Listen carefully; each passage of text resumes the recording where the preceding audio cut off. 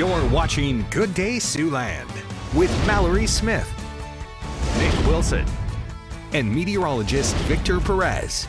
From KCAU 9 News, this is Good Day Siouxland. Good morning. It is 6:45 on this Wednesday morning. I'm Mallory Smith. I'm Nick Wilson. I'm Victor Perez. All right, well, we're not obviously clearly starting off with some sunshine, but we have a possibility of seeing it later today. Just not a whole lot of sunshine. I mean, we can see it filtering through some clouds. Yeah. Yeah, we're still dealing with some cloud coverage out there, and thankfully it's feeling a little bit cooler though this morning, not like yesterday in the morning. And you can see the traffic has really piled up coming into town now down Highway 20. Definitely going to take a couple of light changes if you have to ride into town. Might be better to wait a little bit longer if you can. With the KCAU-9 studio camera showing that it is brighter out there. We'll see that the dew point temperatures in the area are in the 50s though, so a little bit higher, closer towards the 60s, meaning we're closer towards saturation levels. Meaning with temperatures that increase today, we'll see dew points in the 60s, and we'll see dew points in the 60s over the next few days. So humidity values are going to be making it feel quite a bit warmer with heat index values that will impact the warm weather that we're expecting. Back to you two. Very warm weather. All right, thanks, Victor. Well, with just days remaining before the U.S. faces potential default, many Siouxlanders have been wondering what will happen to them if a deal to raise the debt ceiling fails to pull through. The United States has never defaulted in its history.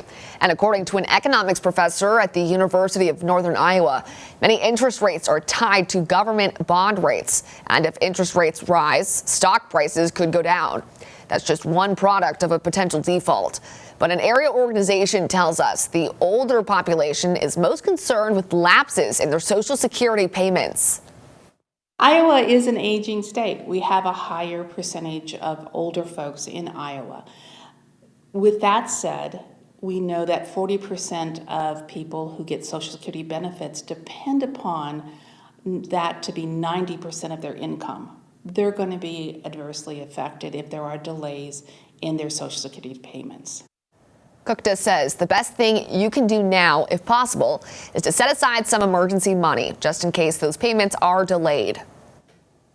On the bright side, a bipartisan deal to raise the federal debt ceiling is heading toward a crucial U.S. House vote.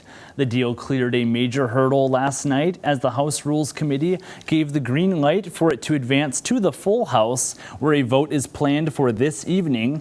House Speaker Kevin McCarthy expressed confidence that the measure will find enough votes to pass, and Senate leaders from both parties are preparing to take up the deal as soon as the House passes it along.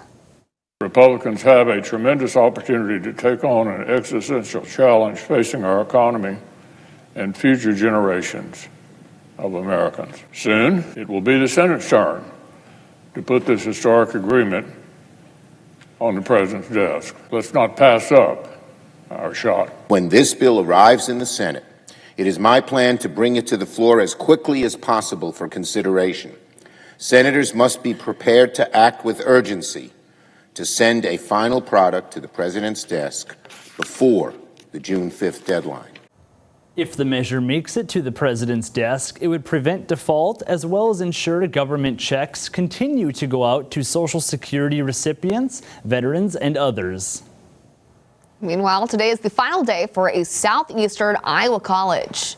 Iowa Wesleyan University in Mount Pleasant is closing for good. School leaders blamed inflation, changes in enrollment, and a drop in donations for the closure. The U.S. Department of Agriculture will take over the campus. Iowa Wesleyan held its final graduation earlier this month. Remaining students have automatic admissions at William Penn University, Upper Iowa University, the University of Dubuque, and Culver Stockton College. Closer to home, what's being called an anti-nepotism policy was on the agenda for the Woodbury County Board of Supervisors following a request to waive the policy for 3 correctional officers with the Sheriff's Action Office.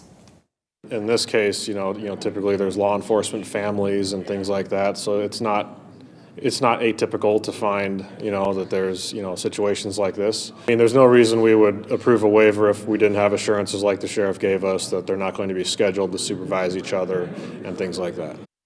The topic was recently brought to the board's attention because of 3 specific cases where close family members or spouses were involved. Last night, the board approved waiving the nepotism policy for these 3 specific situations. All right, well, it may be hard to believe, but June is tomorrow. That means Father's Day is right around the corner. KCAU-9 is teaming up with some sponsors to help recognize dads from around Siouxland with a Dad a Day. Every weekday morning from tomorrow through June 19th, we'll announce a winner right here on Good Day Siouxland. And on June 19th, we'll announce the winner of the grand prize, a Lazy Boy recliner from Everett's Furniture in South Sioux City. There's still plenty of time if you want to enter. You can do that by going to our website, siouxlandproud.com, and clicking a Dad a Day under the contest tab. We'll announce our first winner tomorrow morning. All right, well, now it's time to meet today's stray of the day, and it's still Waiting Wednesday. And that means that every Wednesday we feature a pet picked up by Sioux City Animal Adoption Rescue who's waiting a little bit longer to go and find a forever home. This is Connor, a 3-year-old male bloodhound coonhound mix. He was originally adopted from the shelter, but had to be returned after it turns out he doesn't get along with chickens or rabbits. We've featured him as a stray of the day before, but he's still waiting to find a home. Connor is available for adoption now. And if you've lost your pet, or if you're looking to adopt, or if you'd like to sponsor a pet for adoption, you can visit the rescue's website. It's at SiouxCityAnimalRescue.com. Poor Connor. I know that a few dogs actually have been waiting there for a little bit now. Yeah, Maze, I think they said, is gone for the record, and hopefully Connor won't be. He looks like a handsome guy. Yeah, a handsome guy would bring some happiness to a family. He looks fun. He looks like a happy guy. Yeah. The question is, does humidity make him happy? That doesn't make a lot of people happy, I think. So they'll have to deal with it like the rest of us, inside. We'll see that today. We'll see temperatures that are expected to increase a little bit. Right now, already seeing a gain of a few degrees. 65 in Sioux City. We did drop down to 64, so not much. Vermilion at 68, Norfolk at 67, as well as in Wayne, as cooler temperatures are still favored in eastern Siouxland, with the radar showing that we've had a little bit of clearing skies briefly as the cloud coverage has thinned out a little bit. We've seen some spotty showers in eastern Siouxland, but what we want to keep an eye on is this line of showers that we saw dissipate as it moved further east, because as that line continues to move east, we'll see it reform into some showers and storms spread out across the area from the south to the north, but it's brief. We'll see it flare up quickly through the afternoon, and then we're keeping an eye on the second batch that appears later on through the overnight into tomorrow morning, as we see some light sprinkles and showers with a possible storm or two scattered tomorrow as well. We'll still have to deal with that, with temperatures that rise up into the upper 80s and low 90s. Still cloudy as we see those showers popping up. Occasional gusts from the south up to 20 miles per hour. And then we have warm weather. It still persists despite the cloud coverage and storm chances through this week, with temperatures remaining in the 80s. And then we see that the weekend starts to show clearing conditions and hopefully some cooler weather by the middle of next week. Yeah, hopefully. All right, thanks, Victor. Well, now let's turn to sports, where high school baseball shows no sign of slowing down in Siouxland. Anthony Mitchell has those details in your morning sports wrap. Good morning, Siouxland. Remsen St. Mary's started off the season full throttle, outscoring opponents 49-0 behind 4 no-hitters. But after a loss to Kingsley Peterson over the weekend, the Hawks now hone in on building back momentum, visiting Galen Catholic last night. Jays looking for its first win of the series since 2017 over last year's 1A state runners-up. Galen going to work in the bottom of the first, man on third for Keaton Logan, who pings one up the gut. That'll score David Benacci on the RBI single. Jay strike first, 1-0. Then it's RSM's turn in the top of the second. Isaiah Garrett grounds one through the left side of the field for the knock. Hawks now with 2 on in the frame here. Ryan Willman looking to do some damage soon after. He does just that, finding some green in shallow center field. Hunter Pick cruises across the plate. We're all tied at 1s. Here come the Jays in the third inning. 2 outs and bases juiced for Carter Kellen. Comes through with a laser down the line. 2 RBI double puts Galen back in front. 3-1 as the Jays hold on for its first win over RSM in 6 years. 5-3 final. To Wildcat country, Woodbury Central and Whiting battling it out in Mobile. Cats wasting no time in the bottom of the first. Maddie Lloyd with a runner 90 feet away. Warrior with some trouble on the handle. Wildcats bringing their first run, a 1-0 home team. The second inning, Woodbury Central with a 3-0 edge. Now Lexi Gilbert keeps the bats going. 8th grader nailing the gap in left center for another RBI in the 4-0 cushion. Woodbury Central was not satisfied. Kendra Mitchell powers one through the hole and into left field, tacking on one more for the Cats. They roll in 4 innings to stay perfect in the Western Valley Conference. 12-0 the final. In softball, the East High Black Raiders aiming for their 6th straight win. They hosted Council Bluffs Lincoln. Top second, Black Raiders Tegan Traglia striking out the side. 1, 2, 3. Great showing. That'll get the bats going in the bottom half. First pitch, Alexis Jones sees it high and deep. It is out of here. Home run to center field for the senior. Later in the inning, 2 on. Bella Gordon with a liner to right. Mishandled by the fielder, allowing Alyssa Eric to turn on the Jets for home and score. Black Raiders would score 4 runs in the second inning, while Traglia threw a perfect game. Sioux City East would go on to win it 10-0 in 6 innings. That'll be all for sports. Have a good day, Siouxland. And now let's take a look at this morning's top stories. Here's what you need to know before you go.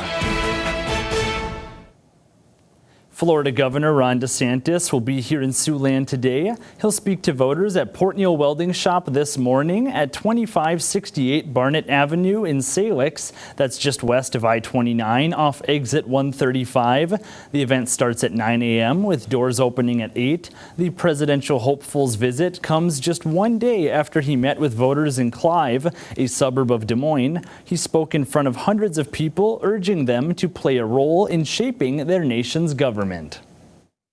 We need to inspire Americans from around the country to maybe pick up your family and move to the nation's capital for 2, 4, 6, or 8 years, because we need people who live in the country to come out to D.C. to reassert the right of we the people to run our own government. DeSantis will also be joined by his wife Casey at today's event. And meanwhile, one of Iowa Governor Kim Reynolds' legislative priorities for this year will begin rolling out today. Applications for the student's first education savings account program will open at 8 o'clock this morning for the 2023 through 2024 school year. That's the program that will allow students to attend private schools using public funding. Students must be Iowa residents and attend an accredited non-public school in the state to be eligible. Applications are due on June 30th. There are still 2 live webinars planned to help explain the application process. That's coming up on June 5th and June 7th. You can find more information on the application and webinars in the story on our website, SiouxlandProud.com. Over in Nebraska, Governor Jim Pillen will sign 2 bills this morning aimed at reducing residents' tax burden. Those bills are LB 754, which will reduce individual and business state income tax rates to 3.99% by tax year 2027, and LB 243, which increases the amount of relief granted under the Property Tax Credit Act and puts an annual cap on how much school districts can increase property tax requests. Both bills contain emergency clauses, meaning they'll take immediate effect upon being signed by the governor. The signing ceremony is scheduled for 9 a.m. All right, well, starting off with some cloudier weather, but some warm weather. Like you said, not as warm as yesterday, though. Yeah, it's been a little bit cooler, so that's great. I know when I woke up this morning, I was like, I kind of wish I would have left the windows open, let a little breeze in, but we're going to see that through the afternoon. We'll get warm again, pushing temperatures up into the upper 80s and low 90s, which is what we had for the day yesterday, but there's potential for some showers and storms with those temperatures rising and the humidity values that we have. Now, we still keep potentials for showers and storms through the rest of this week, but you'll notice that what's been changing a little bit is our forecast for the latter half of this 9 on 9. With clearing skies and slightly cooling temperatures, we still stay in the 80s, but hey, it's better than seeing some 90s on the board. I know. We're seeing a lot of higher 80s, but at least, yeah, I mean, today is going to be hot. Gradually going to work our way down over those next few days. I can't wait. Yeah, it's going to be better. Yeah, find some relief from the heat. All right, well, thanks so much for watching. Have a great rest of your morning.